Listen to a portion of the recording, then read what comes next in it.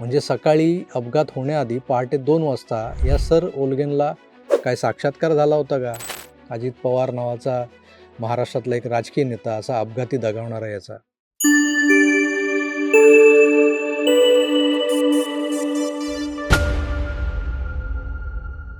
Sir ओल्गेनचा video का delete केलात?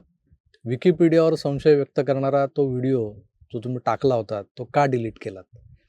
अशा असंख्य प्रश्नांनी आमच्या सबस्क्रायबर्सनी मला मागच्या 2 दिवसात भंडावून सोडलं होतं. कसं आहे ना, एका बाजूला दादांच्या अंत्यसंस्काराचा दिवस, त्यामुळे सगळीकडे शोकाकुल वातावरण आणि त्यात उलटसुलट विषयांवरच्या चर्चा. हौशे गवशे नवशे हे लोक मिळून जे मांडत असलेले वेगवेगळे तर्क-वितर्क, त्यात असं झालं होतं की आपणही विकिपीडियावरच्या खाडाखोडीला शोधायला निघालो होतो.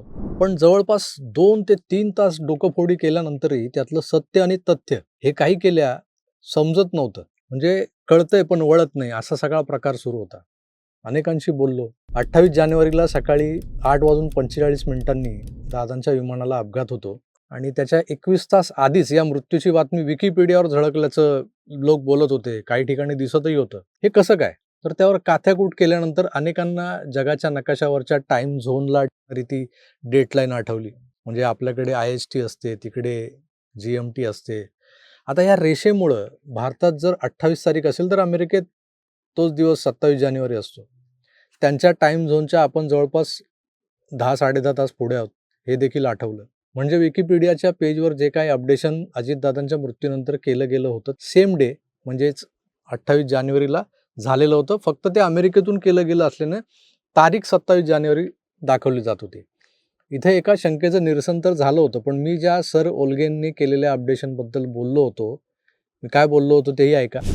27 जानेवारीलाच दुपारी 3 वाजता ही माहिती अपडेट करणारा कॉन्ट्रीब्युटर आहे सर ओल्गेन. आता हे काय खरं नाव नसणार.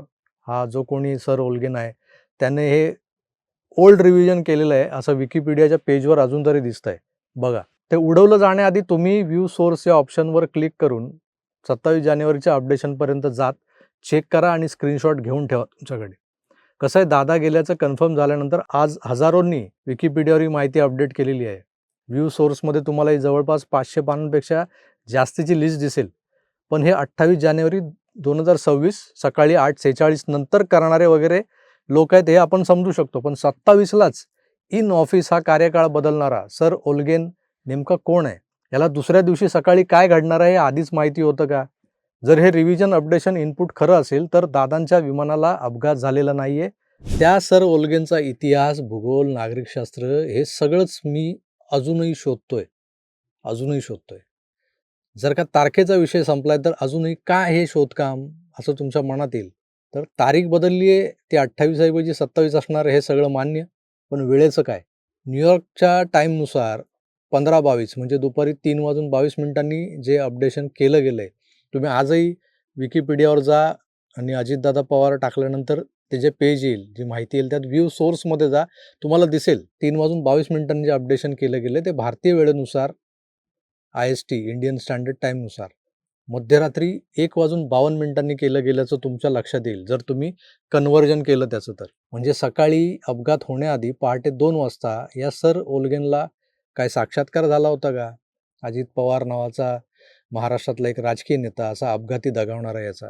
असो, कारण हा एक योगायोगही असू शकतो जर तुम्ही शोधायला गेलात तर.